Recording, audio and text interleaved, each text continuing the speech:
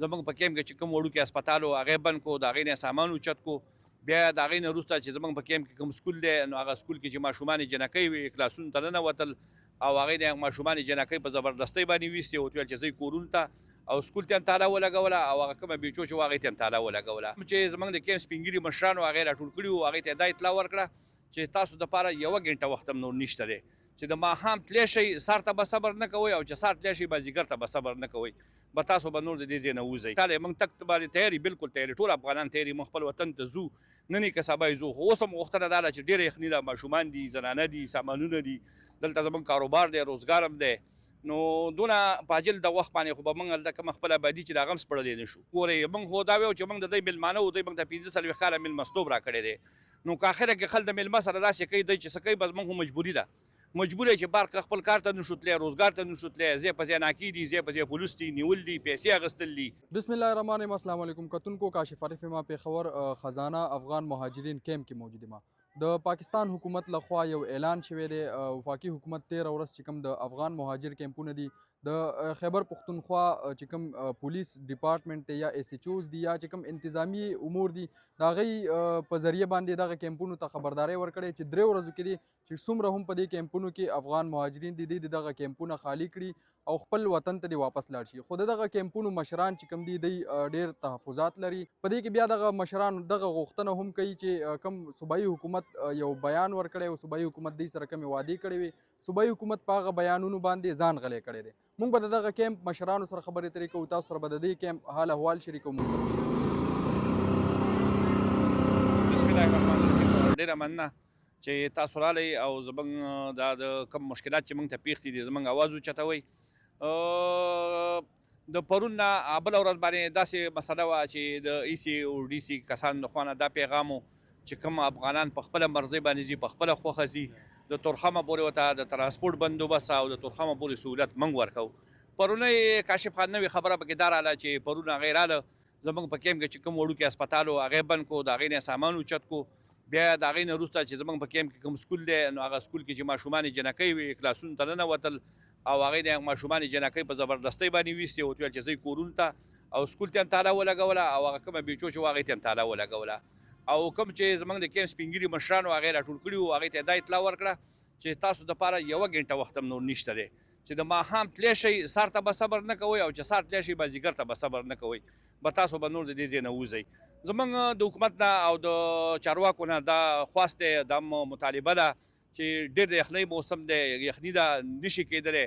بل موږ د خیبر پښتونخوا د وزیر اعلی صاحب په دغه باندې تېر وتو هغې کوم دغه کولو هغه خبره داسې نه وه نو اوس چې موږ تېره میاشت تللی وی خوشحاله موږ تګ باندې تیار یو بلکل تیار ټول افغانان تیار موږ خپل وطن ته ځو نن یې که سبا یې ځو. خو اوس هم غوښتنه دا ده چې ډېره یخني ده ماشومان دي زنانه دي سامانونه دي دلته زموږ کاروبار دی روزګار هم دی نو دونه په عاجل د وخت باندې خو به موږ هلته کومه خپله ابادي چې د هغه هم سپړلی نه شو. دا مخالف نه وی که نه نو اول خو دا کوم موسم چې دی دا خو ولاکه خپل کور کې سړی د یوې کمرې نه بلې کمرې ته سامان نشي اړولی د یخنۍ په وجه باندې او چې په دې یخنۍ کې دی موږ ته دا ووایي چې داسې په دغه سره ووایي چې تاسو ته نور 1 غنټه وخت هم نشته تاسو ووځئ نو دا مشکلاتو سره موږ مخامخ یو. موږ چې غواړو چې بس صرف دغونه صبر موږ ته وکړي چې دا د یخنۍ موسم تېر شي موږ په خپله خوشحالۍ او په خپله مرضۍ باندې ځو روان یو. څنګه په بارډر باندې څه پوزیشن